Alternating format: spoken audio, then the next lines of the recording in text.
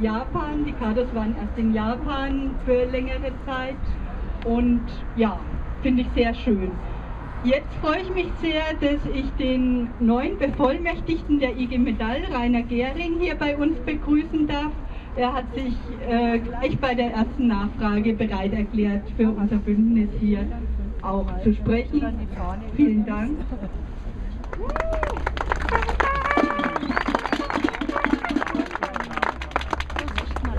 Liebe Kolleginnen, liebe Kollegen, liebe Kämpferinnen und Kämpfer gegen Atomkraft, es war für mich überhaupt keine Frage, hier sofort zuzusagen, weil mir das selbst persönlich eine Herzensangelegenheit ist. Alle Atomkraftwerke müssen abgeschaltet werden, und zwar nicht erst 2022, sondern sofort.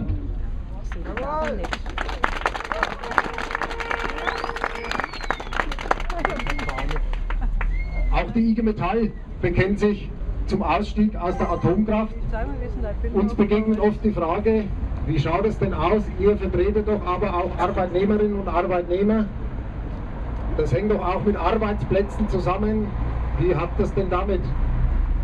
Das sehe ich auch relativ einfach, liebe Kolleginnen und Kollegen. Auch diejenigen, die vor einem Jahr an einem Tag in Fukushima gearbeitet haben, hatten einen Arbeitsplatz, leider einen todsicheren, beziehungsweise auch einen todbringenden.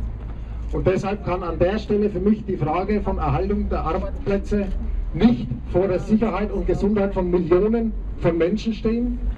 Gleichzeitig ist das eine Doppelzüngigkeit derjenigen, die diese AKWs betreiben, die damit Milliarden in den letzten Jahren gescheffelt haben, jetzt nicht bereit sind, diese Milliarden herzunehmen, um in alternative Energien zu investieren, sondern ihren Leuten vorgaukeln, ein Ausstieg aus der Atomkraft würde Arbeitsplätze vernichten. Kolleginnen und Kollegen, das ist schlicht und ergreifend eine Lüge, das ist Leute Verdummerei.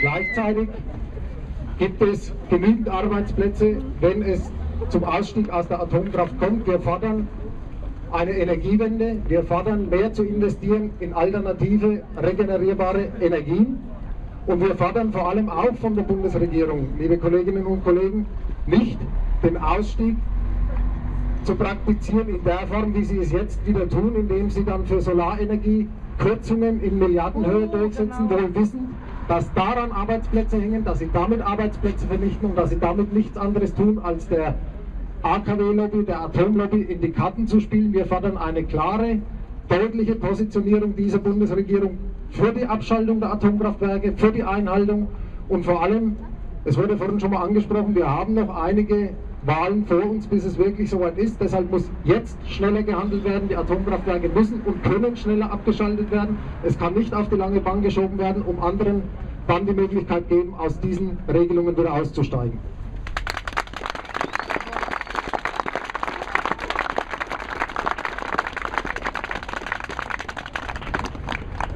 Liebe Kolleginnen, liebe Kollegen, es wurde vorhin mehrfach angesprochen, wer gestern die Berichterstattung in den Medien verfolgt hat und gesehen hat, unter welchen Folgen die Menschen zu leiden haben, unter welchen Folgen Menschen zu leiden haben, die wahrscheinlich nie wieder ihre Heimat betreten können. Erinnern wir uns, es gab ja leider schon einen anderen Fall einer Reaktorkatastrophe, Tschernobyl.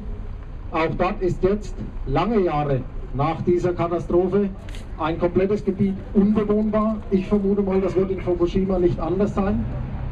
Und wir müssen, Kolleginnen und Kollegen, aber das erwarten die Menschen dort von uns. Das wurde ja gerade auch in diesem Brief deutlich. Wir müssen mit diesen Menschen solidarisch sein, dort vor Ort, und gleichzeitig müssen wir deutlich machen, die Auswirkungen einer solchen Katastrophe bleiben nicht in diesem Sperrgebiet. Atomkraft kennt keine Grenzen.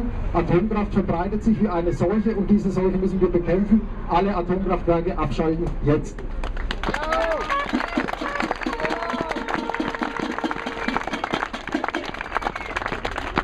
Ich bin mir sehr sicher, das wird nicht automatisch und nicht von alleine gehen. Wir als Gewerkschafterinnen, als Gewerkschafter, wir als Metallerinnen und Metaller wissen, dass wir viele Forderungen nur durchsetzen werden, wenn wir uns auf der Straße bewegen, wenn wir uns immer wieder in der Öffentlichkeit bewegen. Auch deshalb werde ich und wird die IG Metall auch in Zukunft die Anti-Atom-Bewegung weiterhin gerne und tatkräftig unterstützen, nicht nur durch Reden, sondern auch auf Demonstrationen und mit Aktionen. Unsere Solidarität habt ihr, Kolleginnen und Kollegen. Ich hoffe, das ist umgekehrt genauso. Lasst uns gemeinsam gegen diesen Wahnsinn kämpfen. Lasst uns gemeinsam für einen Ausstieg aus der Atomkraft kämpfen. Vielen Dank. Ja.